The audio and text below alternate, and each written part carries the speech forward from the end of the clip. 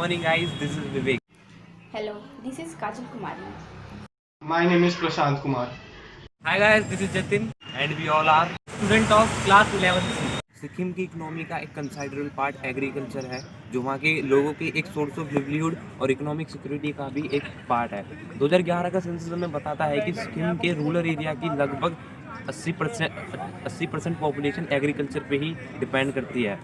2003 में सिक्किम इंडिया का ऐसा पहला स्टेट बना जिसने ऑर्गेनिक फार्मिंग की पॉलिसी अडॉप्ट करी, ताकि सिक्किम की सॉइल फर्टिलिटी सस्टेन रहे, इन्वायरमेंट और इकोलॉजी प्रोटेक्ट रहे और लोग एक हेल्थी जीवन जी सके। अगर हम ये डिस्कस करें कि ऑर्गेनिक फार्मिंग होती क्या है, तो बिना किसी केमिकल फर्टिलाइजर और पेस्टिसाइड का यूज़ करे बिना क्रॉप को कल्टीवेट करना ऑर्गेनिक फार्मिंग कहलाता है। ऑर्गेनिक फार्मिंग को एंटायरली सपोर्ट करने के लिए सिक्किम की गवर्नमेंट ने केमिकल फर्टिलाइजर और पेस्टिसाइड के इम्पोर्ट को और अपने स्टेट के अंदर उसके सेल एंड परचेज को बैन कर दिया, जिसकी वजह से आज सिक्किम के फार्मर्स एक प्योर क्रॉप को कल्टीवेट कर पाते हैं।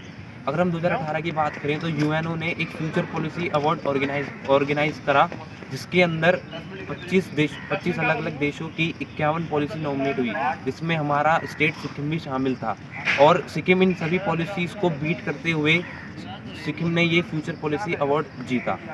सिक्किम के स्टेप की वजह से सिक्किम के सोशो इकोनॉमिक एस्पेक्ट्स अच्छे हुए। फॉर एग्जांपल वहाँ के लोगों की हेल्थ में एक इम्प्रूवमेंट दिखाई दिया और सिक्किम की इकोनॉमी का टूरिज्म सेक्टर 2014 से 17 के बीच में 50% ग्रो कर गया।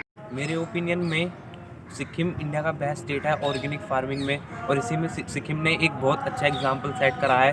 और मेरे हिसाब से इंडिया के बाकी स्टेट्स को भी इसी एग्जाम्पल से इंस्पिरेशन लेनी चाहिए और एक ऑर्गेनिक फार्मिंग को सपोर्ट करना चाहिए, ताकि इंडिया एक प्योर ऑर्गेनिक कंट्री बन सके। सिक्किम काफ़ी लंबे समय से एक एग्रीकल्चरल बेस्ड सोसाइटी रहा है। यहाँ के पहाड़ी इलाकों और ट्रांसपोर्ट फैसिलिटीज़ के अच्छे से न डेवलप होने के कारण यहाँ लार्ज स्केल इंडस्ट्रीज़ का अभाव रहा है। लेकिन पिछले कुछ समय से यहाँ की सोशल और पॉलिटिकल एस्पेक्ट्स में बदलाव के कारण इंडस्ट्रीज़ ने काफ़ी अच्छी ग्रोथ दर्ज की है। 2015-16 से 2019 बीच ग्रॉस स्टेट डोमेस्टिक प्रोडक्शन ने 15.86% की high compound annual growth rate दर्ज की है। 2018-19 में ग्रॉस स्टेट वैल्यू एडेड में करंट प्राइस के हिसाब से इंडस्ट्रीज का योगदान 61.56% था। यहाँ की कुछ प्रमुख इंडस्ट्रीज हैं pharmaceutical, food packaging, mattresses etcetera. Department for promotion of industries and internal trade के मुताबिक अप्रैल 2000 से सितंबर 2019 के बीच सिक्किम ने $6.1 बिलियन का FDI भी प्राप्त किया है। Thank you. सब discuss about Sikkim service sector. जैसा कि हम जानते हैं, सिक्किम एक ऐसा राज्य है जहाँ पे स्पाइसेस का प्रोडक्शन बहुत ज़्यादा होता है और यह स्पाइसेस प्रोडक्शन का एपिसेंटर भी माना जाता है। यहाँ पे विश्व का टोटल 80% स्पाइसेस प्रोडक्शन होता है। According to global childhood report 2019, Sikkim को सबसे अच्छा राज्य माना जाता है स्पाइसेस प्रोडक्शन के लिए। 2020 सितंबर तक सिक्किम ने 674 मेगावाट का पावर जनरेशन प्लांट यहाँ पे किया था। Department for industry and internal trade के मुताबिक फॉरेन इन्वेस्टमेंट 2000 से 2019 तक $5.85 बिलियन तक रहा है। मर्चेंडीज एक्सपोर्ट से सिक्किम का $3.91 से $7.91 तक बढ़ा है 2015 से 2019 तक। और जैसा कि हम जानते हैं, सर्विस सेक्टर सिक्किम के GSDP में 26.82% अपना कंट्रीब्यूशन देता है। Thank you. बात करने वाले सिक्किम की डेमोग्राफी के बारे में, तो सबसे पहले हम ये देखेंगे कि किसी भी राज्य की डेमोग्राफी उसकी इकोनॉमी से कैसे जुड़ी हुई है।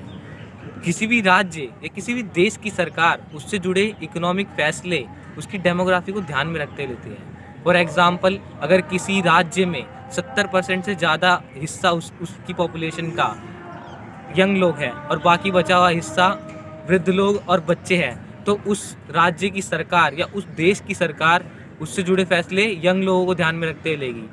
फॉर एग्जांपल, उन्हें एम्प्लॉयमेंट प्रदान करेगी, उनके लिए वर्कशॉप खोलेगी। और अगर इसी का दूसरा एग्जांपल ले कि अगर वहाँ पे वृद्ध लोग ज़्यादा है तो सरकार वहाँ पे वृद्धाश्रम ज़्यादा खोलेगी और उनके लिए पेंशन योजनाएं लाएंगी और उनकी हेल्थ को देखते हुए हॉस्पिटल्स का निर्माण ज़्यादा करेगी। और अगर वहाँ पे बच्चे ज़्यादा है तो वहाँ पर जो भी सरकार होगी वो स्कूल ज़्यादा खोलेगी, ताकि जो भी उस राज्य है, उस देश का फ्यूचर है, वो ब्राइट हो सके, लिटरेसी रेट अच्छा हो और साथ ही साथ उनकी वैक्सीन्स पे यानी उनके टीकाकरण पे भी काफ़ी खर्च किया जाएगा। तो अब हम सिक्किम के कुछ डेमोग्राफिक एलिमेंट पर चर्चा करते हैं। तो अगर देखा जाए तो सिक्किम इंडिया का सेकंड लीस्ट पॉपुलेटेड स्टेट है और इसका एरिया लगभग 7096 किलोमीटर स्क्वायर में फैला हुआ है। तो इसकी जो डेंसिटी है, पॉपुलेशन डेंसिटी, वो इतनी ज़्यादा नहीं है। और अगर हम लिटरेसी की बात करें तो लिटरेसी के अंदर इसका लिटरेसी रेट 81% है, जिसमें से 86% मेल है और 75% फीमेल है। मगर हम अगर 2011 के सेंसस को 2001 के सेंसस से कंपेयर करें तो उसकी ग्रोथ देखें तो उसमें फीमेल लिटरेसी रेट की ग्रोथ मेल लिटरेसी ग्रोथ से ज़्यादा अच्छी, जो कि एक अच्छी बात है। अब हम बात करेंगे कि जो पॉपुलेशन है उसका लगभग 75% हिस्सा यानी 75% हिस्सा रूरल एरिया में रहता है और बाकी का बचा हुआ हिस्सा अर्बन एरिया में रहता है। लेकिन अगर हम पॉपुलेशन ग्रोथ देखें, मतलब पॉपुलेशन रेट का ग्रोथ देखें तो वो अर्बन एरिया में ज़्यादा है, वो लगभग 156% है और रूरल एरिया में वो -4.99% है। अगर हम सिक्किम के डेमोग्राफी के सारे एलिमेंट्स को एनालाइज करें तो मैं अपना ओपिनियन ये रखूँगा कि सिक्किम को अपनी रूरल एरियाज़ को डेवलप करना चाहिए सिटीज़ में, ताकि वो और बाकी स्टेटों के मुकाबले अच्छी तरह से डेवलप कर पाए। वैसे तो इस डेवलप होने के लिए सिक्किम को कई सारी चीज़ों पे ध्यान देना है, लेकिन रूरल एरिया को सिटी में कन्वर्ट करना उसमें से एक है।